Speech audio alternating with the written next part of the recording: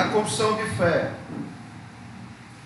de Westminster, nós estamos estudando a respeito do eterno decreto de Deus. E nós estamos vendo a respeito dos eleitos e não eleitos. Deus elege para a salvação. Ele escolhe pessoas para a salvação. E nós temos visto que sim, Deus escolhe pessoas para a salvação. Escolhe uns para a salvação e deixa outros na condenação. Nós vimos isso já repetidas vezes nas Escrituras. E é algo que está muito claro nas Escrituras. Não tem nada escondido nas Escrituras. O Senhor Jesus Cristo por muitas vezes disse isso. Que Deus é quem escolhe. Certo? O Senhor Jesus Cristo deixou bem claro isso. Muitos são chamados, mas poucos escolhidos. Mas aí, muitas pessoas distorcem dizendo assim, não, está certo, Deus escolheu. Eu acredito que Deus escolheu. Mas Ele escolheu porque Ele viu que a pessoa ia crer. Nós vimos que isso também é outro equívoco. Vamos ainda ver outras vezes. Mas hoje aqui, nós estamos tratando de uma questão que é levantada pelos arminianos, de dizer o seguinte, eles dizem, olha, Deus elegeu, mas não para salvação. Deus elegeu, escolheu para ministérios, para vocação, ou seja, Deus escolheu você e disse, olha, na minha igreja você vai ser um diácono, na minha igreja você vai ser um obreiro, na minha igreja você vai ser um... E saiu escolhendo por ofícios e também até por profissão. Tipo, olha, você tem a vocação de ser policial, eu te escolhi para isso. Você tem a vocação de ser costureiro, eu te escolhi para isso. Você cozinheiro, eu te escolhi para isso. É assim, Deus escolheu para a vocação também. O que é que vocês acham? Sim, Deus escolheu em todos os sentidos. Inclusive para a vocação também. O que você não pode dizer é que Ele não escolheu para a salvação, que é justamente o principal. Quem é que poderia ser salvo se assim Deus não escolhesse? Então nós estamos vendo essa questão da vocação. A doutrina da predestinação escapa à compreensão humana, mas é inegável à luz das Escrituras. Não tem como você negar que a Escritura fala de predestinação. Alguns antipredestinistas sustentam que a eleição é somente para funções especiais, ofícios, ministérios, santificação ou comportamento ético e nunca para salvação. Nós vimos essa questão de ofício, não é? Porque Deus nos elegeu antes da fundação do mundo para quê? Para sermos santos e irrepreensíveis. Opa! Quer dizer que Ele me escolheu também para obediência, para santidade? Sim, é lógico. Que é justamente uma coisa que os arminianos não entendem. Eles dizem, se Deus te predestinou para a salvação, então é bom demais, você vai viver pecando. Aí a pessoa que foi predestinada para a salvação diz o quê? Não é bom demais por causa disso não. Porque eu posso pecar. É bom demais porque eu posso ser santo. Porque eu posso buscar a santidade. Porque Ele me elegeu para a santificação. E aí Ele mostra que depois que você é predestinado para a salvação, o seu interesse não é mais no pecado, é na santidade, apesar de você cair. Mas Deus elegeu também para ofícios, pessoal, e é uma coisa que a gente perde quando a gente não se aprofunda nessa questão. É ótimo se aprofundar na eleição para a salvação, mas é riquíssimo também você se aprofundar na eleição para vocação, para ministério, para ofício, para trabalho. Veja bem, eu quero tratar de uma coisa com vocês hoje aqui, a respeito do porquê. O que é que Deus quer de nós? Cada um tem sua vocação, e Deus quer o que de vocês? Veja o que diz Ageu, capítulo 1, do 1 ao 15. no segundo ano do rei Dário, no sexto mês, no primeiro dia do mês, veio a palavra do Senhor por intermédio do profeta Ageu a Zorobabel, filho de Salatiel, governador de Judá, e a Josué, filho de Josadaque, o sumo sacerdote, dizendo: assim falou o Senhor dos exércitos, assim fala o Senhor dos exércitos, este povo diz: não veio ainda o tempo em que a casa do Senhor deve ser edificada.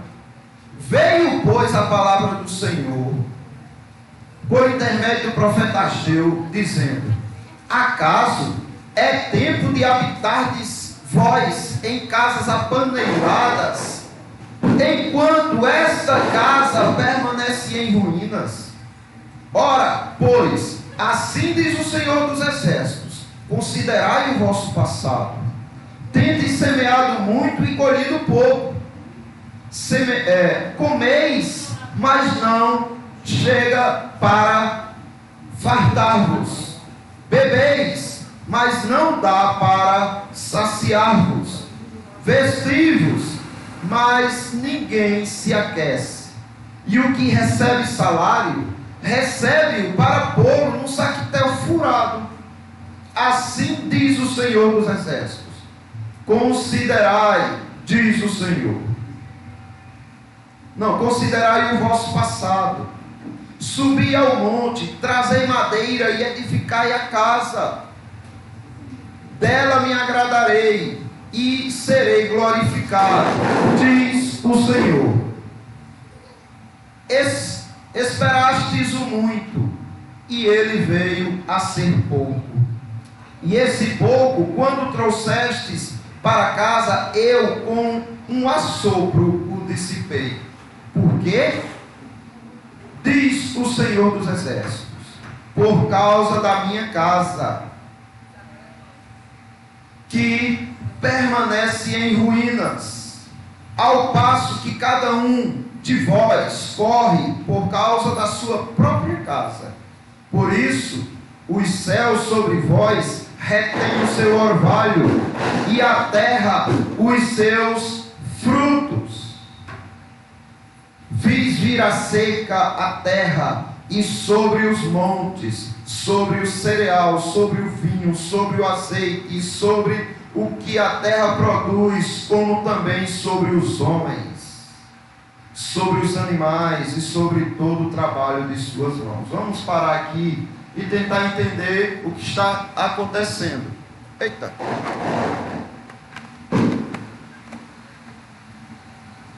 Vocês podem interromper assim que verem alguma coisa, viu?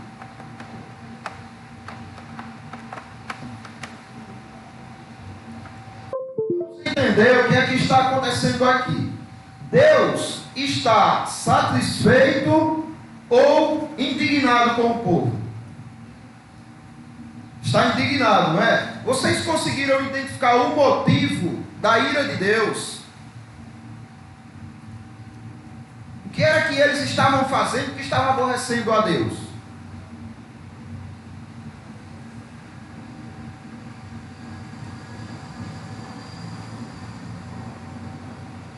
Como era que eles cuidavam da casa deles? Então, Deus está fazendo uma comparação entre o cuidado que eles tinham com a casa própria deles e o cuidado que eles tinham com a casa de Deus. Como era o cuidado deles com a casa deles mesmos? Eles cuidavam de sua casa com maior apreço e carinho, sempre arranjando uma reforma para fazer, e diziam: ainda não é tempo de se preocupar com a casa de Deus. Vai chegar a hora. Não se preocupe não, Deus. Está já chegando a hora. Falta só aquela reforma ali. O que Deus fazia? Fazia com que eles nunca tivessem sucesso naquilo que empreendiam. Então eles juntavam o dinheiro para a reforma. Quando iam olhar, diziam: cadê o dinheiro? Como é que sumiu esse dinheiro? Aí eles compravam madeira, um monte de coisa, apodreceu. Como é que apodreceu? E essa seca, por quê? Está vindo essa seca. Então eles sempre ficavam com algo a fazer e sempre diziam, mas Deus, eu vou lembrar da tua. Deixa eu terminar a minha. Aí Deus diz, eu nunca deixo você terminar a sua. E isso fazia com que eles nunca chegassem na de Deus. Agora, por quê? Porque Deus queria que eles priorizassem a de Deus, o templo. Mas eles não faziam. E Deus diz, olha, eu estou trazendo seca, não só para os animais, para a natureza, como para vocês também, diz. Interessante isso, que a gente sabe que o Senhor não se apega a quem estava nesse contexto se apegando. Mas ele se apegava na época, que é o que eu vou fazer a comparação aqui, né? Aquele templo lá do Antigo Testamento era o símbolo maior da presença de Deus. À medida que eles se preocupassem com o templo, eles estavam consequentemente se preocupando com a presença de Deus. Porque Deus se agradando da forma que eles cuidassem do templo, Deus se fazia presente no templo. À medida que Deus via que eles não tinham interesse pelo templo, eles estavam passando um recado para Deus, dizendo, olha, a gente não tem tanto interesse assim não na tua presença. Sabe? Então, lá Deus se preocupava mais por causa disso, era como se Deus estivesse provando o interesse deles de uma forma financeira, de uma forma física, de uma forma material. E como era essa prova? Ó, Deus, nós amamos a tua presença, então eu vou me apresentar a vocês no templo. Vão para lá. Quando Deus ia, eles iam, mas não cuidavam do templo. Era uma mensagem que eles passavam para Deus, dizendo, é mentira nossa, a gente não está nem aí para a sua presença. Sabe? Então Deus se preocupava sim com esse templo físico, mas por um propósito maior. Até porque já vinha, desde o tempo das duas tribos de Israel, onde Levi estava, né, bem localizado, né, para cima e para baixo, para que houvesse justamente isso. Era Deus dizendo, olha, eu vou estar no meio de vocês, ou junto com vocês, mas bem centralizado, é o centro. Aí, lógico, a gente sabe que houve aquela situação, aí que Salomão também fez, né, a restauração de fato não vai ter tempo igual, por mais que tente, né? Também, né, que você falou em agir, né? Deus é como você disse, se preocupava assim da questão do símbolo ali, que é o templo. Eu estou no meio de vocês, mas como vocês estão no meio de vocês, isso leva... Não.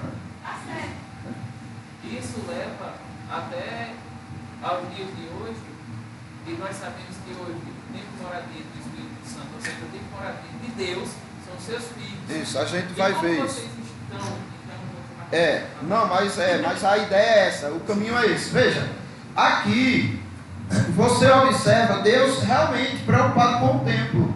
E por que isso também? Porque o templo, pessoal, era símbolo do filho dele. Lembra quando Jesus Cristo disse, olha, destrua esse templo e em 3 dias eu reconstruirei. Jesus Cristo estava dizendo ali, olha, o templo, na verdade sou eu, chegou o templo verdadeiro. E aí eles não entenderam, eles ficaram aborrecidos com Jesus Cristo, porque ele disse, os nossos pais passaram mais de 50 anos para levantar esse templo, aí vem esse daí dizer que em 3 dias levanta. Que blasfêmia é essa? Aí ficaram irritados, mas não entenderam que Jesus Cristo estava falando dele mesmo. Porque ali, o templo físico de Salomão era símbolo da pessoa de Cristo. Porque Deus se fazia presente ali tinha um sacrifício, ali tinha tudo. Então Deus queria que eles cuidassem de fato. Agora vamos adiantando aqui para entrar nessa questão aí, viu? Se quiserem interromper para perguntar, colocar, questionar, fica à vontade, viu? Veja, aqui, 1 Reis, capítulo 5, 17 e 18. Mandou o rei Salomão que trouxesse pedras grandes, pedras preciosas e pedras lavradas para fundarem a casa. Lavraram-nas os edificadores de Salomão e os de Irão e os giblitas, e preparavam a madeira e as pedras para edificar a casa do Senhor. Lembra qual era o maior anseio, a maior vontade de Davi? era fazer isso que Salomão estava fazendo. Senhor, eu vou construir. Deus disse: você é homem de sangue, homem de guerras. Você derramou muito sangue. Você não vai construir a minha casa, mas o teu filho irá. Pode juntar os recursos para facilitar a vida dele, mas quem vai construir é seu filho. Mas observe, a ideia era essa: pegar pedra por pedra, colocar uma em cima da outra, ir juntando, fazendo, levantando, para edificar a casa de Deus. A vocação de ofício, cultural, de profissão, foi distribuída por Deus a todos os homens, pessoal. Cada dom que vocês têm, no sentido de profissão, foi Deus que deu. Ele escolheu você para ser isso que você é hoje. Entendeu? Um político, um policial, uma costureira, um médico, uma enfermeira. Deus que escolheu você para essa profissão que você exerce e que você percebe que é bom nisto. Foi Deus que não só te escolheu para isso, como que te deu todos os recursos, toda a capacidade. Agora, com que propósito?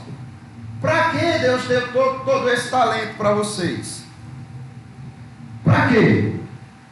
Vocês sabem dizer qual a razão de você ser o que você é hoje, no sentido profissional? Ou aquele que ainda não sabe qual é a sua profissão, o seu talento? Por sustento de si, para o sustento financeiro. É um dos motivos. E este nem o principal é. Existe um maior, um motivo muito maior por trás. A gente vai vendo isso. O Catecismo Maior de Westminster, na primeira pergunta dele, ele diz o quê? Qual o fim supremo e principal do homem? Ou seja, para que Deus te criou? Para que Deus te deu uma existência nessa terra? Qual o fim disto? A resposta é o quê? Para glorificar a Deus e gozá-lo para sempre, não é? Veja bem, aí um reformado, ele disse o seguinte, que o certo era o catecismo colocar assim: o fim supremo e principal do homem é glorificar a Deus ao gozá-lo para sempre. Porque não é não são duas coisas que uma vem primeiro e depois a outra, não. Elas são unidas, unificadas, não é? Você glorifica a Deus quando você se alegra nele para sempre. Então, ao se alegrar em Deus, você o glorifica. Porque não adianta você glorificar a Deus e não se alegrar nele. Isso não é glorificar ele. Mas vamos lá, prestem atenção. Qual o motivo de estarmos na igreja aqui? Buscando a Deus, aprendendo dele, adorando e servindo. Por que a gente estamos aqui? Qual o motivo desse momento aqui? Existe um motivo para a gente estar aqui? O que acabou de ler, né? De glorificar a Deus. Correto. Nós estamos aqui para glorificar a Deus. Só que quando a gente sai daqui, a gente tem que sair daqui para quê? Para também glorificar a Deus. E por onde a gente passar e aonde a gente estiver, a gente deve passar e estar para isso, para glorificar a Deus. O problema é que o catecismo deixa vago essa questão. Não nele todo, certo? O todo dele vai mostrar como é que você glorifica a Deus. Mas dentro desse contexto, das primeiras perguntas, ele não deixa claro. Ele não diz, olha, mas você glorifica a Deus quando faz, ele não diz. E ele apresenta textos que... Isso o quê? Como é que glorifica a Deus? Como é que a gente glorifica a Deus?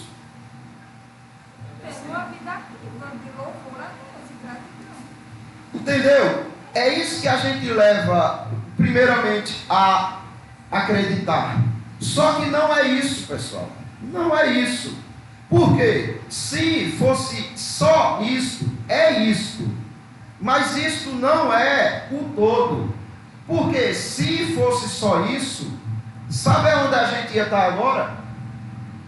Na glória. Ou na glória a gente não vai fazer isso?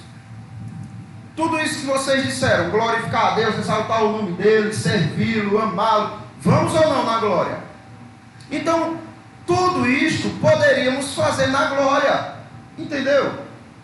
Ah, eu estou aqui para louvar a Deus. Não, não é só para isso. Porque você vai fazer isso na glória? Se fosse por esses motivos, pessoal, a gente nem aqui estaria mais. Tem que ter algum motivo a mais para que a gente continue nessa terra. Porque essa terra só nos traz sofrimento, só nos afasta de Deus, só nos faz pecar. E com Ele, a gente estaria glorificando pura e perfeitamente. Então o motivo não é esse de estarmos aqui. Veja.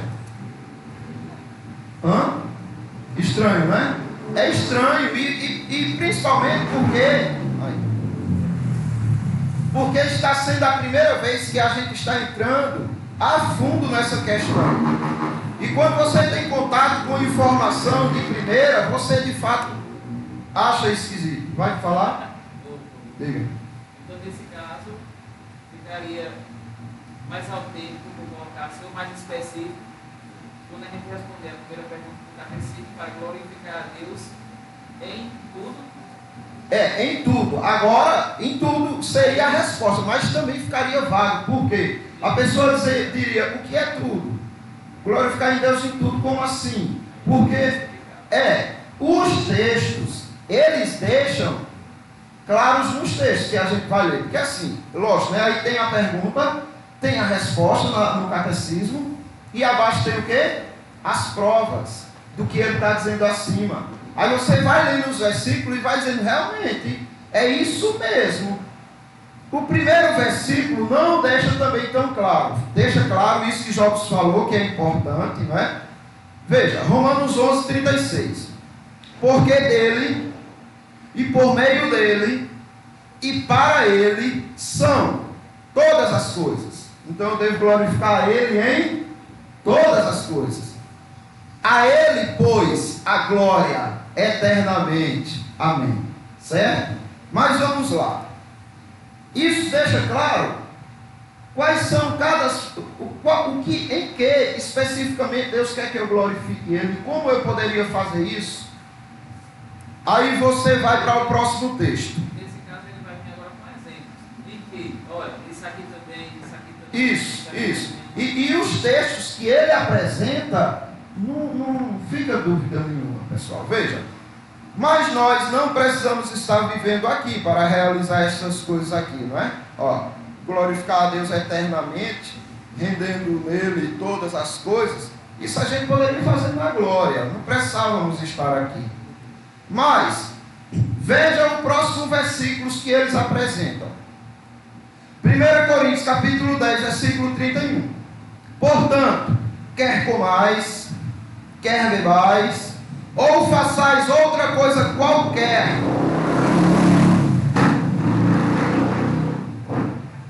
fazei tudo para a glória de Deus, que é o que Jobs colocou, não é? Tudo que você for fazer, até um lanchezinho que vocês fizeram aqui, vocês têm que fazer alegres do Senhor. Vocês têm que fazer alegres do Senhor. Porque glorificar a Deus, pessoal, é você se alegrar em Deus. Se você bebe um copo com água, meu Deus, que coisa tão boa, Senhor. Não nos privar da água. Você está glorificando a Deus. Está com muita sede e não tem água. Meu Deus, como tu és bondoso. Porque o Senhor tirou a água de mim, mas não tirou o teu filho de mim. Então, em tudo, você glorificando a Deus. O contexto deste versículo, que eles não colocaram a continuação ou o anterior, mas o contexto vai explicar como é glorificar a Deus, pessoal. Veja só, no contexto, Paulo diz assim: não vos torneis causa de tropeço, nem para judeu, nem para gentios, nem tampouco para a igreja de Deus. Assim como também eu procuro, em tudo, ser agradável a todos, não buscando o meu próprio interesse, mas o de muitos, para que sejam salvos. Pessoal, preste atenção, por que Deus deu esses talentos que vocês têm hoje? Um de ser vendedor, outro de ser médico, outro de ser cozinheira, ou cozinheiro, faxineiro. Por que Deus deu esses talentos a vocês?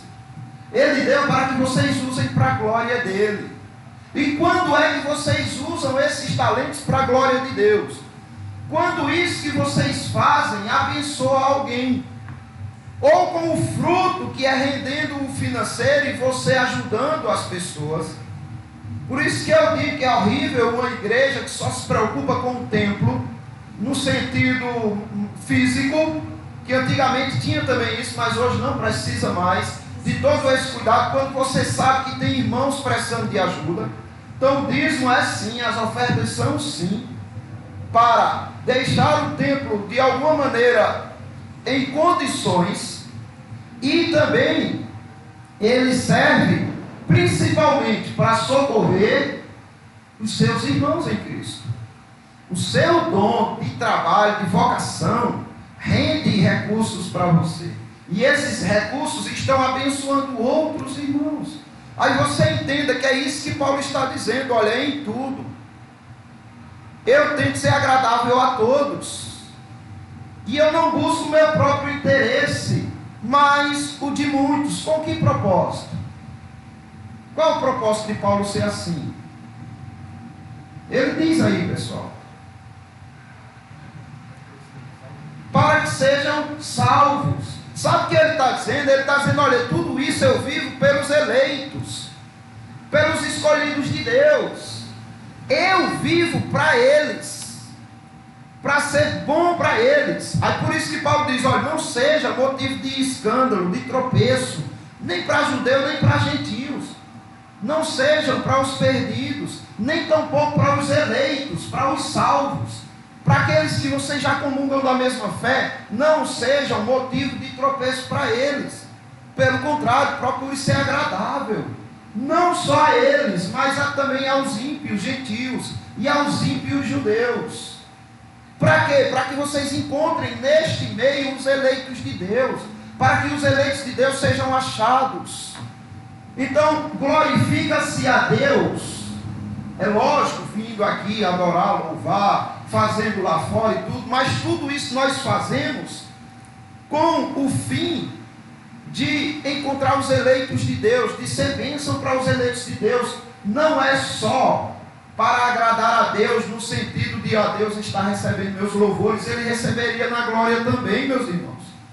Deus receberia esses louvores na glória também, e mais perfeito do que aqui. Então não é por isso que vocês estão aqui. Vocês estão ainda aqui vivos, porque ele está dizendo, cuide dos meus eleitos, tanto daqueles que ainda não foram chamados, quanto os que já foram chamados.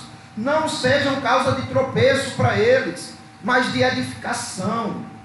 Veja, eu acho muito lindo esse próximo texto que eles apresentam, de como glorificar a Deus. Aí a resposta é do catecismo, não é? O fim principal do homem é glorificar a Deus e gozá-lo para sempre. Aí eles vão apresentar esse versículo aqui. Aí eu pergunto, o que é que tem a ver esse versículo com glorificar a Deus para sempre? Aí veja só o versículo. João capítulo 17, Evangelho, do 22 ao 24. Eu lhes tenho transmitido a glória que me tens dado, para que sejam um, como nós somos. Vocês começam a perceber que ligação a confissão de fé está fazendo com o catecismo, com o glorificar a Deus para sempre. Ele está dizendo que você vai sim um dia conseguir glorificar a Deus nessa terra, quando vocês forem um, como Jesus foi um com o Pai. Enquanto vocês não conseguirem serem um, enquanto vocês tiverem diferenças que os afasta, que faz com que vocês criem mágoas e rancores, enquanto vocês não resolverem este propósito, vocês estão vindo aqui perder tempo. Vocês entendem isso? Vocês estão vindo aqui perder tempo. E o que Deus está dizendo para vocês era: quem dera tivesse alguém corajoso para fechar a porta e não deixar vocês virem contaminar a minha reunião, a reunião do meu povo. Para que sejam um como nós somos, eu neles e tu em mim, a fim de que sejam aperfeiçoados em quê? Na unidade. A glória que vocês rendem a Deus, ela necessita de aperfeiçoamento. E vocês são aperfeiçoados à medida que vocês conseguem vencer as diferenças de vocês e passam a ter unidade. Quando vocês fazem isso, Deus é glorificado no mundo. Sabe como? Vendo isso, para que o mundo conheça que tu me enviaste e os amaste, como também amaste a mim. Perceberam a gravidade do que Cristo está dizendo aqui? Jesus Cristo está dizendo: olha, o mundo vai conhecê-los. Vai conhecer e acreditar, Pai, na palavra que eles estão levando. Porque antes o mundo vai ler uma palavra que se chama a comunhão deles comigo, contigo e um com os outros. À medida que eles são aperfeiçoados na unidade, o mundo vai conhecer, Pai, vai ler a vida deles e vai ver que eles conseguem estar acima dos problemas de uns para com os outros. E quando o mundo vê isso, o mundo vai acreditar de fato que tu me enviastes e que os amastes, como também amastes a mim. Percebem que glorificar a Deus é algo muito profundo? E que muitas vezes a gente pensa que está glorificando, mas a gente não chegou nem perto ainda. E ele continua: Pai, a minha vontade é que onde eu estou, estejam também comigo os que me destes, para que vejam a minha glória que me conferistes, porque me amastes antes da fundação do mundo. A vontade de Jesus é que vocês estejam lá. E por que ele já não leva? Me digam, por favor, se Jesus Cristo tem tanta vontade que vocês estejam lá, para ver o que ele tem e o que ele é na sua plenitude, me diga, por que ele não realiza logo essa vontade? Também. E esse eleito necessita de quem? Para levar a palavra para eles e o Espírito Santo salvá-los. Entendem isso?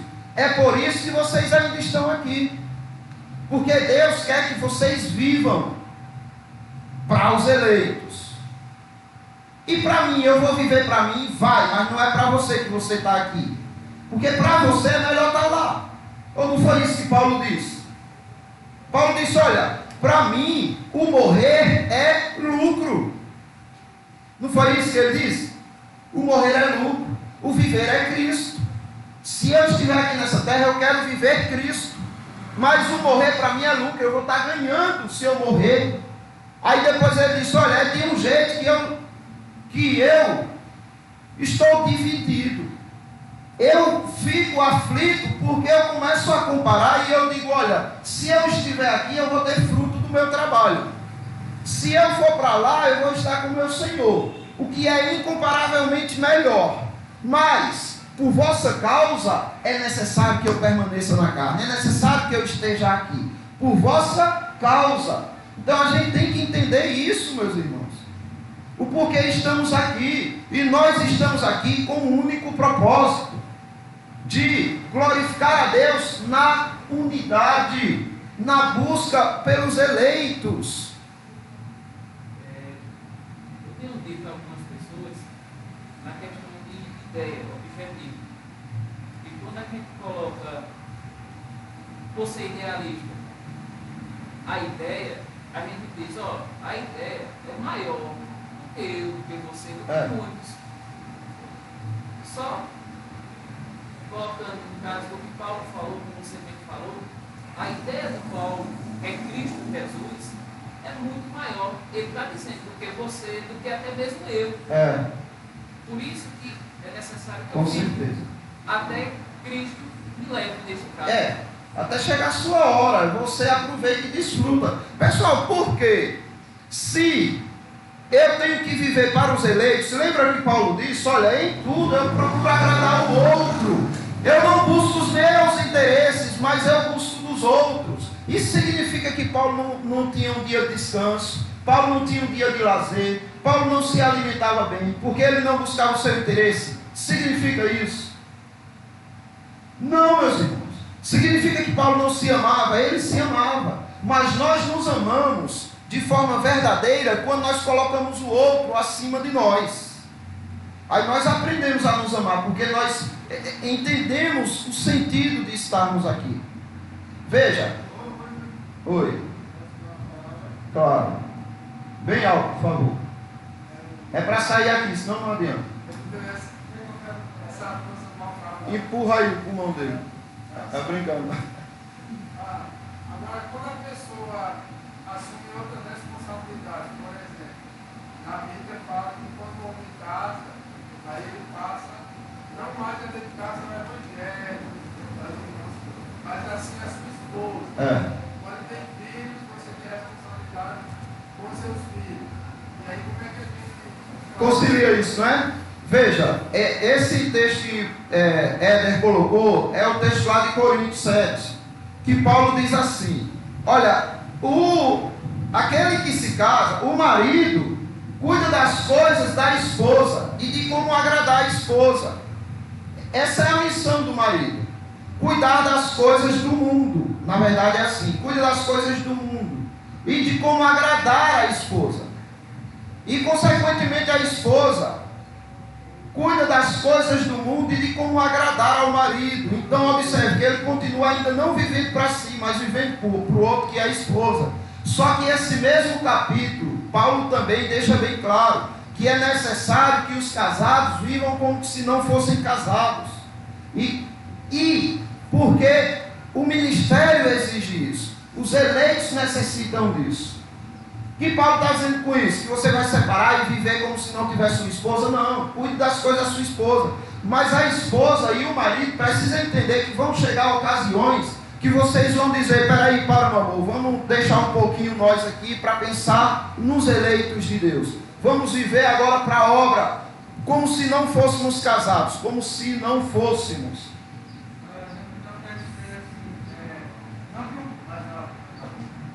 Fala. Casal que não tenha uma responsabilidade, pode ter, mas não vai ter uma responsabilidade como um solteiro tem. Então, ele está dizendo assim, vai mudar alguma coisa, porque você solteiro, você só vive para os eleitos. Você casado vai ter que aprender a dividir e conciliar, viver para a sua esposa e também entender que você vai precisar aprender a viver para os eleitos. Então você vai estar dividido. Tu ia falar, Tchanamita? Não olha, é complicado. Agora, isso se torna complicado por causa de quê? Por causa de nós mesmos. O fato de nós estarmos nos distanciando do sentido pelo qual Deus nos mantém aqui, torna tudo mais difícil para nós. Torna muito mais difícil. Veja, por exemplo, Áquila e Priscila. Eles eram casados, mas os dois estavam fazendo a obra, como se fossem um só, fazendo a obra.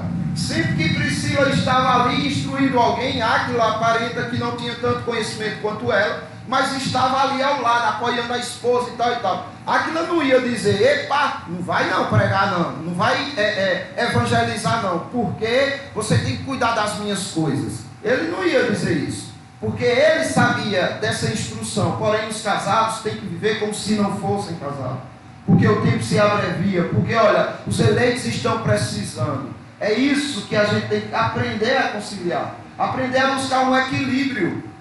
Tudo se torna mais pesado na nossa vida porque nós não encontramos o equilíbrio dessas coisas.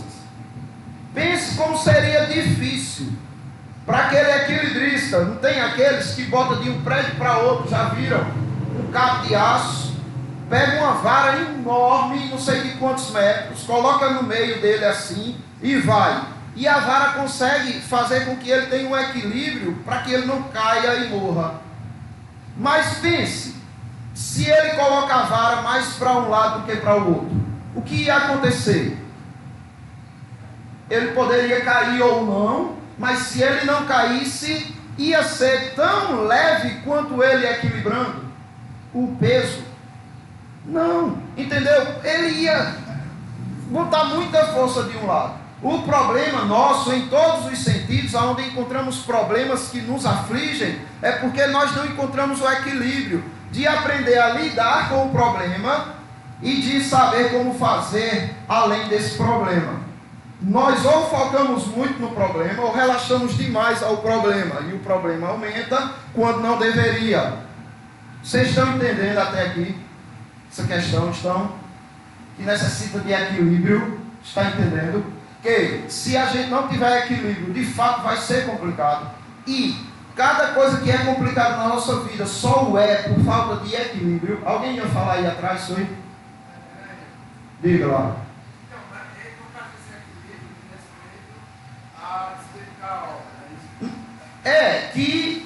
Que consequentemente diz respeito a tudo, porque você só dedica-se à obra se você estiver trabalhando, ou se você estiver desempregado, mas souber equilibrar isso daí. Olha, eu não vou desistir de procurar emprego, também não vou deixar isso me abater. Então, esse equilíbrio é em tudo na sua vida.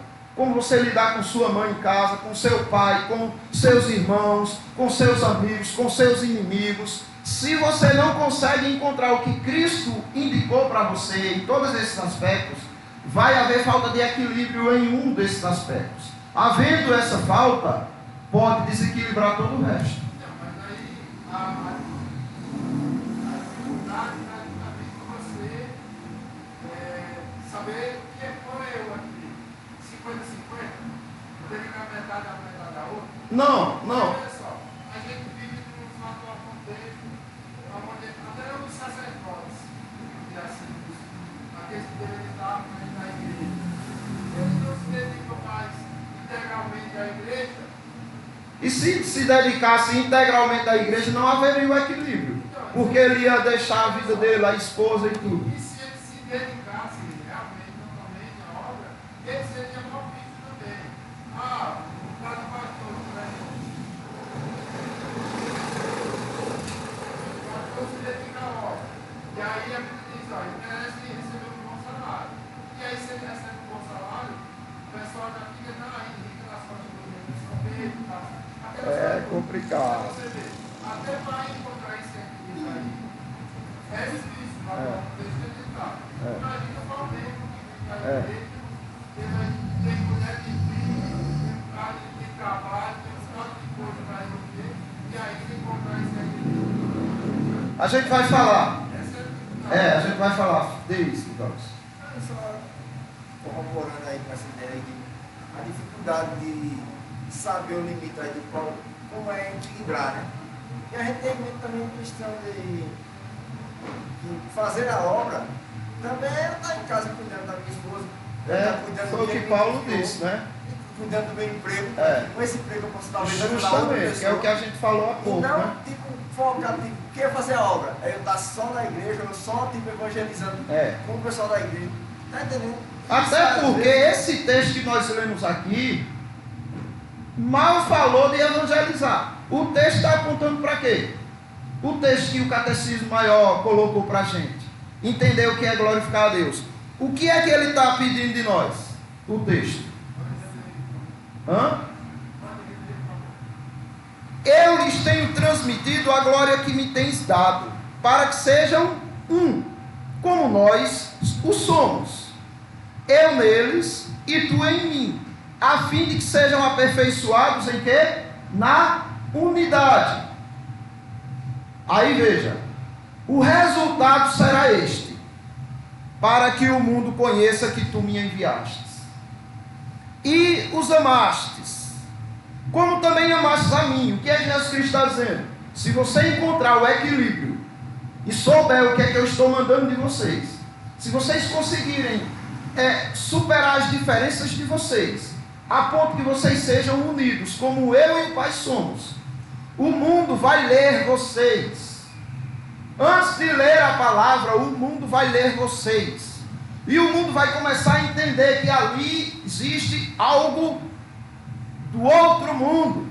E quando vocês levarem a palavra, porque é lógico, Jesus Cristo está dizendo que não precisa da palavra, mas Ele está dizendo que eles vão entender sim, que tu me enviastes e os amastes. E o mundo vai de fato acreditar que você é um salvo pela sua postura diante de Cristo e diante dos seus irmãos. À medida que o mundo vê igualdade da igreja com o mundo, no sentido de desavença, no sentido de que eu odeio fulano, eu não gosto e tal, o mundo faz isso. Vocês vão levar algo precioso, gracioso para o mundo, mas o mundo vai dizer: que hipocrisia é essa? Esse Cristo que você me anuncia, no máximo, pode me tornar igual a você, e isso eu já sou. Na verdade, a gente vê ao contrário. Você vê, a comunidade judaica são unidos. Todo o país, toda a cidade, onde tem comunidade judaica, é sempre unida, próxima, e eles criam uma comunidade forte e prospera todo mundo. No meio do islamismo é a mesma coisa. Onde eles chegam, No maçom também. chineses, japoneses, todo mundo faz isso, só o cristianismo e espalha. Agora isso não significa que eles não tenham ódio, porque no caso eles têm ódio. Digamos, eles até aprenderam a amar aqueles que estão lá com eles, apesar das diferenças. Só que quando se trata de nós, eles olham e dizem cristãos malditos. Cristo aqui está dizendo que essa unidade ela precisa existir. Isso. O que Cristo está dizendo aqui é que esse amor que nós devemos evidenciar, essa unidade, diz respeito a todos, inclusive aos eleitos que ainda não foram chamados. Entendeu? Os eleitos que ainda não foram chamados precisam do nosso amor. E eu pergunto para vocês: como é que os eleitos que ainda não foram chamados podem receber do nosso amor? Como é?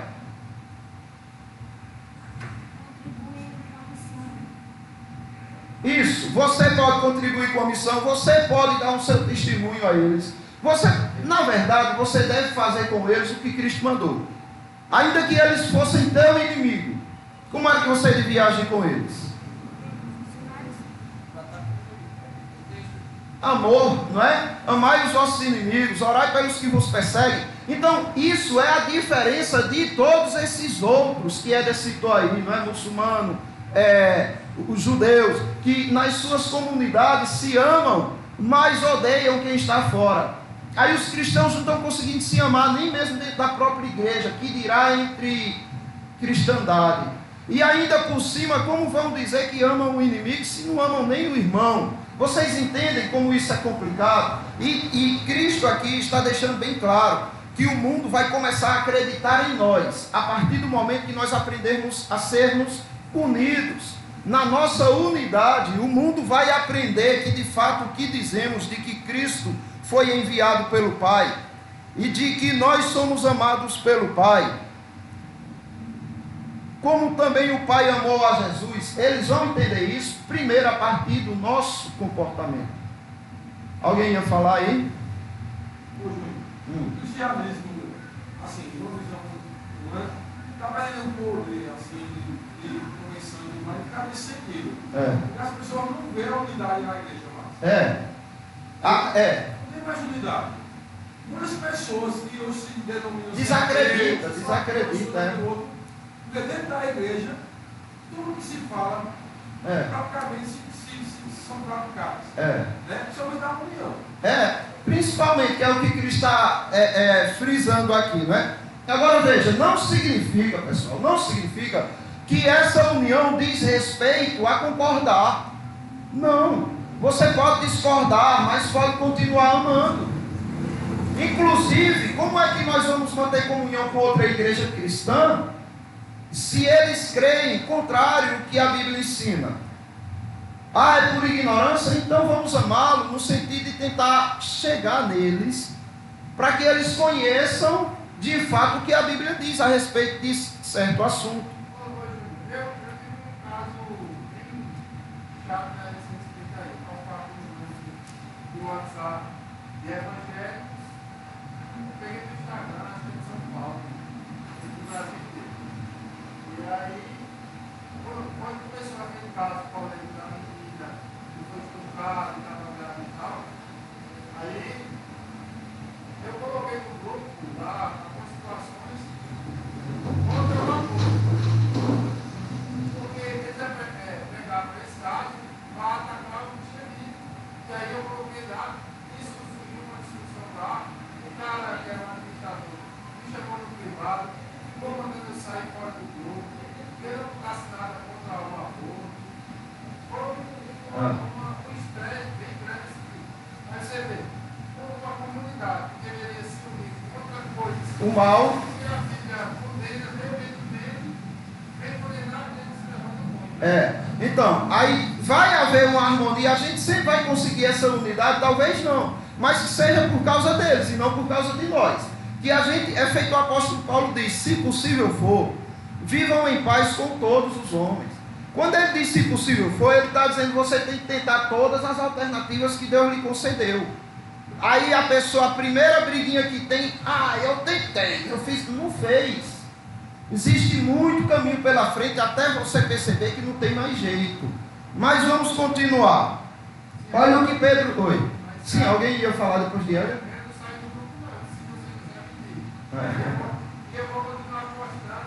Ou seja, eu estou tentando, né? Veja bem. Eu vou voltar na questão do equilíbrio. Sim. Quem ainda está falando não tem vez, é assim que trabalha. Tentar até lembrar onde eu estava pensando a respeito disso. E que o texto também mostrava.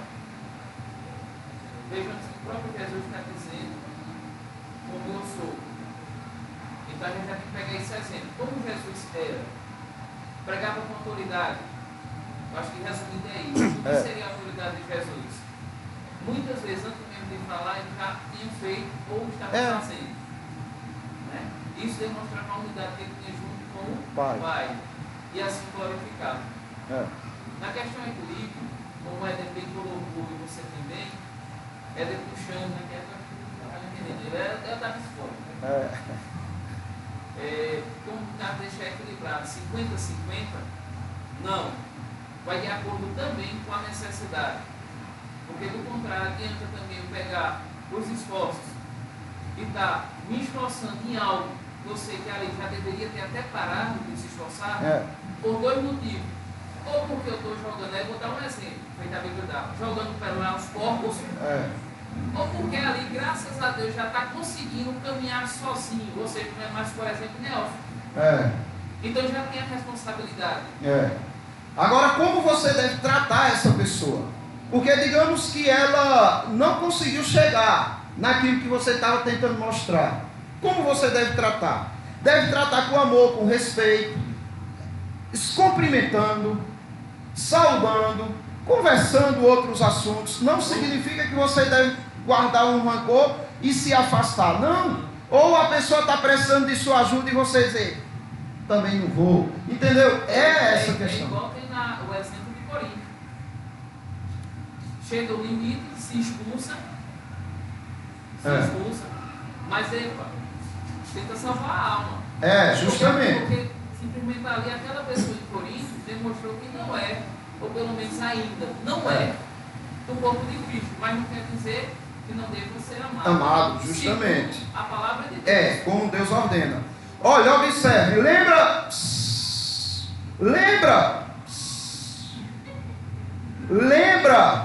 que a gente falou no início do templo, a respeito do templo de Salomão, lembra?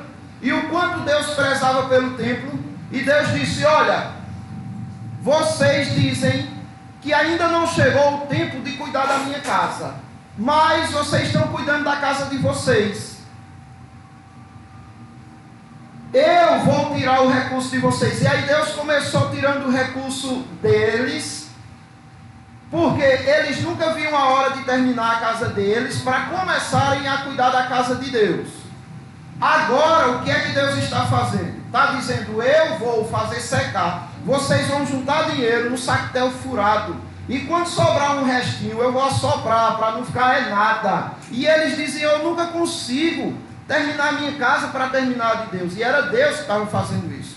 Porque ou eles priorizavam o templo para depois cuidar da casa deles, ou Deus não aceitava que eles cuidassem da casa de Deus, colocando ela em segundo lugar. Aí Jobs colocou, a casa de Deus hoje é quem? O povo de Deus. Os escolhidos que se reúnem são a casa de Deus. Mas observe, você não é a casa de Deus. Tem gente que diz assim, eu sou o templo do Espírito Santo. Errado. Você é uma pedra da construção do templo do Espírito Santo. Nós somos cada uma pedra que juntos construímos um templo para a habitação de Deus. Vocês entendem a diferença? É por isso que existe muito crente que pensa que pode viver sem essa comunhão na igreja. Porque eles dizem assim, o templo do Espírito Santo sou eu não preciso estar na igreja. É um equívoco terrível, porque ele não é o templo do Espírito Santo. Ele é uma pedra que, junta com as outras pedras, formam o templo do Espírito Santo, a morada. 1 Pedro 2,5, veja o que diz. Também vós mesmos, como pedras que vivem, sois edificados casa espiritual para serdes sacerdócio santo. E observe que ele está falando sempre no plural. Vós, pedras, sois edificados, casa espiritual para serdes sacerdócios santos, a fim de oferecer sacrifícios espirituais agradáveis a Deus por intermédio de Cristo Jesus. Mas nós estamos sendo o quê? Edificados em casa espiritual. Não é verdade? O texto está dizendo isso. Então, essa comunhão, à medida que a gente vai se estruturando nisso, a casa de Deus vai se estruturando. Agora, à medida que eu me preocupo primeiro comigo, para depois me preocupar com vocês, eu estou fazendo o que o povo do Velho Testamento estava fazendo. Deus, deixa eu primeiro organizar a minha vida, depois eu penso na vida dos escolhidos.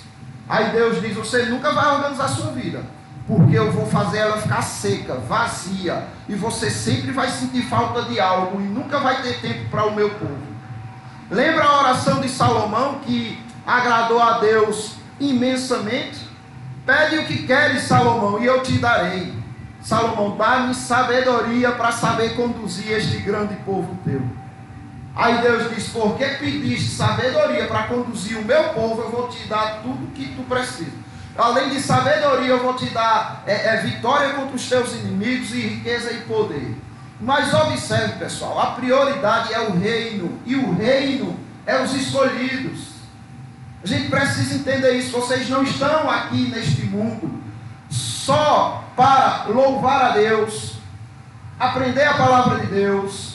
Vocês estão nesse mundo para cuidar dos eleitos de Deus, tanto daqueles que já foram chamados, como daqueles que ainda estão em trevas.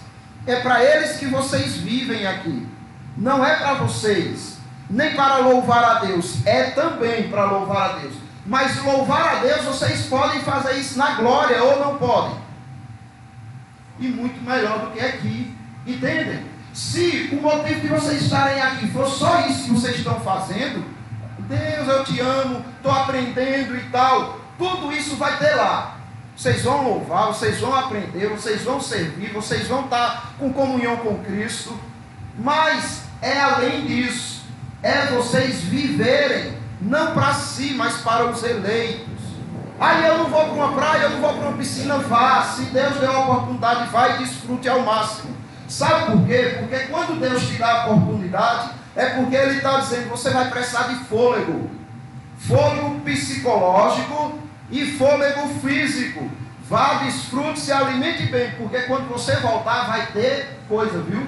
Vai ter luta e trabalho pelos eleitos. Mas se tudo que você fizer não for pelos eleitos, se o seu trabalho não estiver sendo realizado para glorificar a Deus na comunhão ou no cuidado dos eleitos, se o seu lazer não tem esse propósito, se tudo que vocês fazem não tem esse propósito, vocês não estão glorificando a Deus.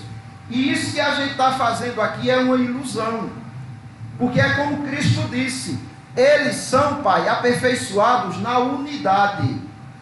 Então a gente precisa entender isso, certo? Olha, outro texto aqui, Efésios capítulo 2, do 19 ao 22. Assim, já não sois estrangeiros e peregrinos, mas concidadão dos santos, e sois da família de Deus, edificados, olha só, sois da família de Deus, edificados e edificados sobre o fundamento dos apóstolos e profetas. Qual é esse fundamento dos apóstolos e profetas que vocês estão sendo edificados? Qual é esse fundamento? Oi? Sim, tudo bem, mas seja mais específico. Foi direto, Cristo, mas o católico, o espírita, pode dizer também Cristo. Isso.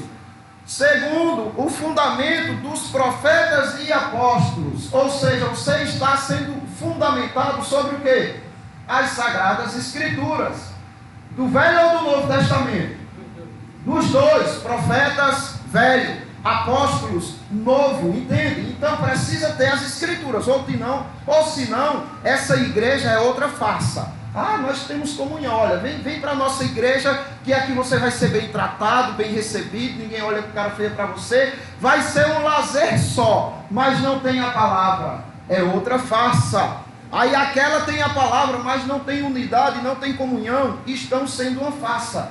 Mas as duas, mas pelo menos a que tem a palavra, existe uma esperança nela, porque se eles priorizam a palavra, se eles amam a palavra e percebem que a palavra está acima deles, quando eles forem confrontados com elas, eles podem voltar à comunhão, mas nunca a comunhão vai fazer com que eles tenham respeito pela palavra, mas a palavra pode fazer com que eles tenham amor pelo outro. Entenderam isso aí? Aí veja a continuação. Mas aí uma batalha que tem que ser mais trabalhada. Não só que quer todas as igrejas não estivessem tratando desse assunto. Porque a gente tem vivido um período que, você vê, a mídia fez o povo ficar em casa. E o povo ficou estressado e mal, com depressão, por estar desfrutando de sua família no celular. Que é o que a pessoa vai ver, não vai estar em casa com o marido, com o filho, o menino não vai para a escola, aí já fica, eu vou enlouquecer com a criança de casa. Você vê, o espírito de unidade, de ter uma base, de desfrutar de um companheirismo, isso aí foi destruído. Porque antes era assim, a sociedade era assim, patriarcal, comunidades, vilarejos, cidades, família, não tem nada disso, né? Individualismo total, até dentro de casa. Cada um que queira o seu, né? Mas o seu, que quer o seu corpo, que se mete e vive a vida assim. É uma batalha para você tirar essa mentalidade. Os cristãos que já foram envenenados por isso e colocar essa mentalidade. Então, com a palavra, temendo ela e crendo nela, a gente tem um norte. Mas a igreja que tu falou aí como exemplo, os irmãozinhos que se amam e não têm a palavra. O mínimo que tem de palavra, se você disser que eu não tenho, mas eu tenho. Que é a união, não é? Não, que é a palavra também. Não, assim, eles vão dizer que tem, mas pelo fato deles só quererem louvorzão, só quererem testemunho, só quererem uma coisa ou outra, a realidade não é o que eles estão dizendo, né? Mesma coisa de uma igreja que não tem comunhão, dizer eu tenho comunhão, aí você vai visitar e não estou vendo. Aí essa igreja diz eu tenho a palavra, aí você vai visitar e diz cadê? Por isso que Já, irmão, deixa ir. Por isso que muito importante. Distanciamento, né? Diz. Por isso que, como o Éder bem falou, mas esse texto já resolve justamente a sua fala. E é para todos nós, lógico, a palavra de Deus tem que ser para todos nós. Naquele justamente ali, ajustando. Por quê? Porque se nós não nos ajustarmos, é a mesma coisa do pedreiro. O pedreiro vai lá, e aí ele está dentro desse contexto. Vai botar o prumo, aquelas coisas todas. Vai bater para chegar na linha retinha. Então, está dentro desse contexto. É uma construção. E a gente tem que se ajustando. Aí sim, aí vem para a segunda parte, para justamente a edificação. Que é o que o texto vai apresentar, está apresentando. É verdade. Irmã, a senhora ia falar? Como ali, quando diz assim, a fé sem as obras é morta. Isso, Porque vamos dizer que a gente tem salário. A gente tem a salário. A gente sabe. Porque a gente sabe de uma tal maneira que eu vi uma irmã de outra, da mesma cidade com uma cidade, que saiu da igreja, foi para várias igrejas, toda doutrina diferente da presbiteriana. Aí ela disse que lá tinha tudo isso, que o mundo está querendo cura, prosperidade, oba-oba, e de tudo era fé até mais outro. Mas palavras. É uma pena, né? Aí é como se diz, tem a diferença. Na igreja, se você não fé, vai ter E as obras? porque foi por fé nossa. É. E Abraão foi um. E o interessante é que Deus já nos deu isso. Deus, quando dá a fé, dá as obras. Falta a gente usá-las. Porque Abraão disse mais assim, pai, eu tenho tanta fé, mas eu dar um filho só com o Deus não pode. A fé leva você a ter obras, não é? Então observe, irmãos, preste atenção. Sobre o fundamento dos apóstolos e profetas, sendo ele mesmo, Cristo, a pedra angular, no qual todo edifício, bem ajustado, como Jobs colocou aí, cresce para santuário dedicado ao Senhor. Está bem ajustado, cresceu, Deus habita no meio, meus irmãos. Mas Deus não vai ficar satisfeito com a desunião entre os irmãos, no qual também vós, juntamente, estáis sendo edificados para a habitação de Deus no Espírito. Percebem que é do mesmo jeito do Velho Testamento, só mudou as pedras. As pedras do Velho Testamento eram pedras inanimadas, eram pedras físicas, só que sem vida. Hoje são pedras vivas. Cada um de vocês é uma pedra que está sendo edificado para quê? Para a habitação de Deus. Aí Deus habita em nós hoje.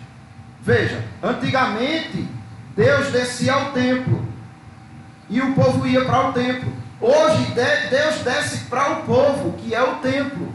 Na glória Deus será o templo e não mais nós. Mas a gente precisa entender esse processo, meus irmãos. A gente precisa estar acima das nossas diferenças. Porque não me agradou e você não veio para cá para ser agradado, não. Você veio para cá para agradar. É o que Paulo disse: em tudo eu procuro agradar a todos. E eu não busco o meu próprio interesse, mas o interesse dos outros. Seja gentil, seja judeu ou seja crente. Seja a igreja ou seja os ímpios. Eu procuro agradar a todos. Mas a quê? A preço da verdade, sacrificando a verdade? Não. Não. Mas o agradar o outro também é dizer a verdade, porque você mostra que o ama. Mas a gente precisa entender isso, que nós focamos muito em o que é que você pode me oferecer. O que é que você pode fazer por mim para que eu me sinta bem? E é invertida a questão. É invertido. Você tem que se questionar: o que é que eu posso fazer por você, para você ser melhor, para você se sentir bem. Na logoterapia diz justamente isso. Eu acho muito bonito essa escola da psicologia, porque ele ensina você a lidar com os seus problemas. Ele não tenta fazer com que você se revolte ou com que você fuja, mas ele tenta fazer com que você chegue ao sentido daquilo. Ele diz que tudo tem um sentido. Olha, esse teu lazer tem um sentido por trás dele, um sentido maior do que esse que você enxerga. E esse teu desemprego, essa tua necessidade também tem um sentido muito maior do que esse que você pensa e vê. Aí ele diz assim, que você tem que questionar não o que o mundo pode fazer por você, ou o que você espera do mundo, mas você tem que dizer para você mesmo, o que é que eu posso fazer para que o mundo seja melhor? O que é que o mundo espera de mim? Porque dessa forma você não cria expectativa, e cria até em você, e aí o combate vai ser você para dar-se ao outro, e não exigindo e cobrando que o outro se dê para você.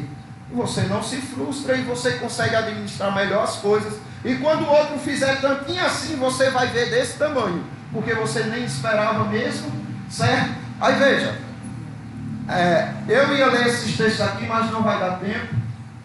Nosso querido pastor já está chegando. Depois eu leio com vocês esses textos, tá certo?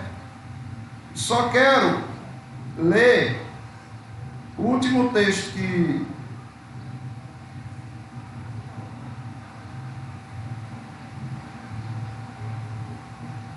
veja só.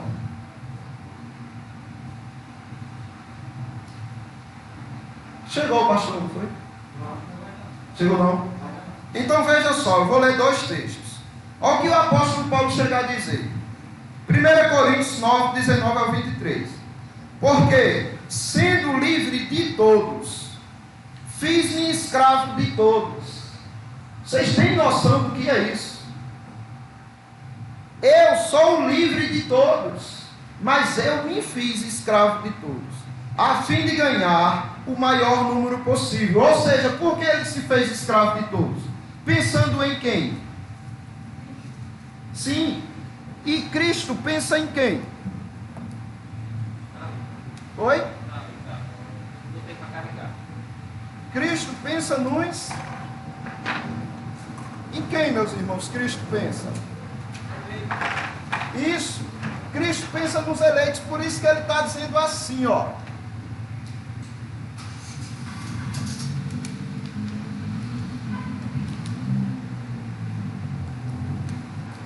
Por isso que, ó, a gente tem que entender. Nós precisamos entender sempre a causa disso, a causa maior disso. Ele está dizendo, olha, porque sendo livre de todos, fiz-me escravo de todos, a fim de ganhar o maior número possível. De quê? De eleitos, entendeu? Ele está dizendo, olha, eu poderia usar da minha liberdade para algumas outras coisas, mas eu não uso. Eu me faço escravo de todos por amor aos eleitos, porque eu quero ser unido com eles. E olha, você hoje não tem a comunhão que você tem com seu irmão. Você não tem essa comunhão com outro escolhido que está em trevas. Porque se você for conversar de Cristo com ele, ele não vai gostar. E o que ele vai conversar com você, você não vai gostar. Então não tem a mesma comunhão. Mas Paulo lutava por essa comunhão, para descobrir se o sujeito era eleito ou não, para que ele viesse para essa comunhão. Aí observe, procedi para com os judeus como judeu, a fim de ganhar os judeus. Para os que vivem sob o regime da lei, como se eu mesmo assim vivesse, para ganhar os que vivem debaixo da lei, embora não esteja eu debaixo da lei. Aos sem lei, como se eu mesmo fosse, não estando sem lei para com Deus, mas debaixo da lei de Cristo. Vocês lembram no sermão que a gente viu qual é a lei de Cristo, que a gente está vendo ainda? A lei de Cristo é levai as cargas uns dos outros, né? É justamente Paulo executando essa lei. Para ganhar os que vivem fora do regime da lei. Fiz-me fraco para com os fracos, ou seja, ele foi paciente com essas pessoas fracas. Com o fim de ganhar os fracos, fiz-me tudo para com todos, com o fim de ganhar por todos os modos, com o fim de, por todos os modos, salvar alguns. Tudo faço por causa do Evangelho. Com que fim, meus irmãos? de me tornar cooperador com ele. Mas observe, fiz-me de tudo para com todos, para salvar alguns. Opa, tudo bom, irmão? Senta aí. Beleza? Então, observe, esse é o propósito de Paulo. Aí 1 João, meus irmãos, preste atenção como é sério a responsabilidade que pesa sobre nós. Veja bem, 1 João capítulo 3, do 14 ao 18. Nós sabemos que já passamos da morte para a vida. Vocês sabem disso? Vocês sabem que vocês passaram da morte para a vida? Vocês sabem disso? Ou não? Sabem, não é? Por que vocês sabem que passaram da morte para a vida? Não, eu quero que diga como o texto está dizendo. Aí está dizendo porque nós não somos irmãos. Mas tem muito bom aí. Olha, nós sabemos que passamos da morte para a vida. Por quê? Porque nós amamos os irmãos. E por que nós amamos os irmãos? Porque recebemos fé, recebemos capacidade, temos Cristo conosco. Aí ele tem certeza que nós amamos. Aquele que não ama permanece como? Entendeu? Ui, bichinho. Todo aquele que odeia seu irmão é assassino. Ora, vós sabeis que todo assassino não tem a vida eterna permanente em si. Nisto conhecemos o amor, que Cristo deu a vida por nós. Então nós conhecemos, não digam que não conhecem o amor, porque vocês conhecem. Já vimos isso desde que vocês conheceram o Evangelho. Não é, irmã? Nós conhecemos o amor, não conhecemos? A senhora não sabe que Cristo deu a vida por nós, não sabe? Então nós conhecemos o amor. Agora veja só a continuação.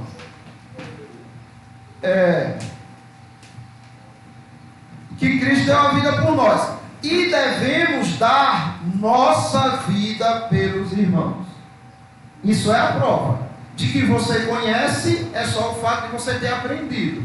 Agora a prova de que de fato você ama é: você está pronto para viver e morrer pelos eleitos?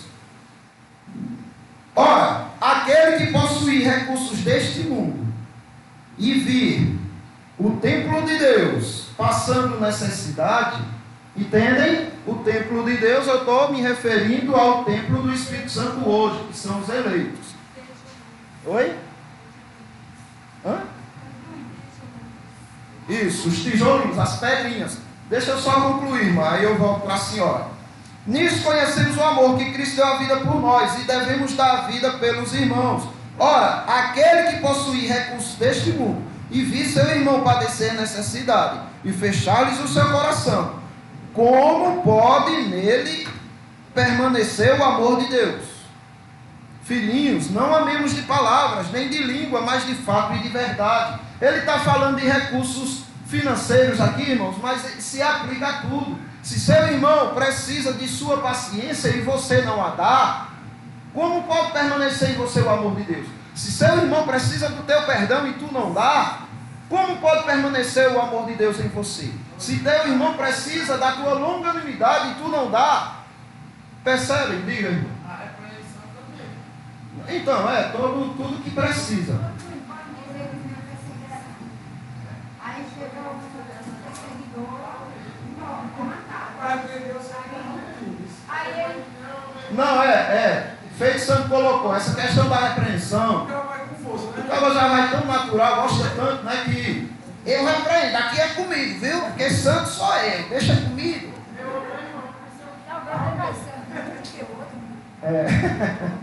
Sim, irmã, conclui. Não atrapalhe mais não, Eda, por favor. Paciência, Aí vem um perseguidor. Sim. Aí o perseguidor chega e diz assim: olha, tu viu esse tempo todinho na igreja que é para não beber ninguém. Então eu vou matar santo. Agora eu tenho uma opção. Se você morrer no lugar de santo, aí eu tenho que morrer. Isso mesmo. Agora veja, você pode dizer assim: jamais eu faria isso. E eu digo a você, você não se conhece. Você não se conhece. Olha, só para concluir isso, uma meretriz, certo? Uma prostituta, que vivia lá em Jericó, ela deu a vida por estrangeiros. À medida que os soldados disseram, eles estão aqui ou não, que a gente ficou sabendo que eles entraram aqui, cadê eles? Ela sabia que morreria se fosse descoberta, mas ela deu a vida por eles, dizendo, não, eles foram-se embora por ali. E se eles não acreditassem? E se eles vasculhassem e encontrassem? Ela não sabia que ia morrer, mas deu. Agora, meus irmãos, entenda, essa questão não é algo que a gente sabe se vai fazer ou não agora. Na verdade, se você tem a fé em Cristo, você faria pelo seu irmão e por Cristo. Por quê? Porque a Bíblia garante que foi concedida a você, foi dada a você, de presente, vos foi concedido não só crer em Cristo, mas padecer por Ele, morrer por Ele. Então, não tem essa fé que vocês têm, da convicção de que Cristo de fato é o nosso Deus, Senhor e Salvador. Existe algo também em vocês que ainda vai ser experimentado, talvez, que é a aprovação. Nega ou não nega, morre ou fica vivo. Nega e fica vivo ou morre e não nega. Não nego. Nossa, mas eu dizia antes que negaria, que não morreria pelo irmão. Por que, Senhor, eu fiz isso? Porque te foi concedida a força. E você não sabia que tinha, mas na hora você a usou. Sim, Sam, pode falar.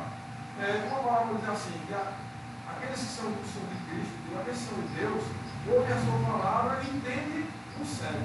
Como é a ideia que verdadeiramente conhece a verdade, aí é a prática que endurece seu coração. Porque conhece, estuda, vê que é tão simples a palavra, mas na ação de colocar em prática, geralmente endurece o coração, acha que é pecado grave, é normal. É onde ele próprio não cresce espiritualmente, a igreja também, e números também. Entendeu? A outra comunhão pode ver que atrofia a igreja. É verdade. E quando tem, a igreja fica muito forte. Agora veja, meus irmãos, por que estamos aqui? É para louvar e glorificar a Deus? Como? Recebendo todo esse aprendizado para usá-lo, para os eleitos, certo? Para os perdidos, que precisam conhecer o Evangelho. Mas eu acho que é só para a gente louvar a Deus aqui. Engano seu, se fosse isso, ele te matava e você faria na glória isso, tá certo? É algo mais, é pelos eleitos que você continua vivo. Alguma dúvida, questionamento, colocação? Então vamos orar ao nosso Deus, agradecendo por mais um momento que Ele nos concede. Éder, nos conduz em oração. Senhor nosso Deus, Pai amado, maravilhoso, queremos, Pai, louvar o teu nome, Pai. Maravilhoso, Pai, o Deus concedido está aqui levantado a Deus, comentar sua palavra, Senhor. Queremos te agradecer por isso. Amém.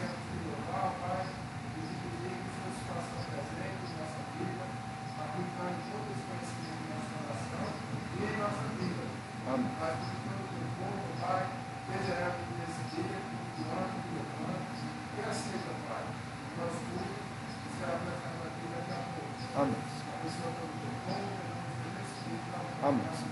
Meus irmãos, eu vou dar alguns avisos aqui, quer dizer,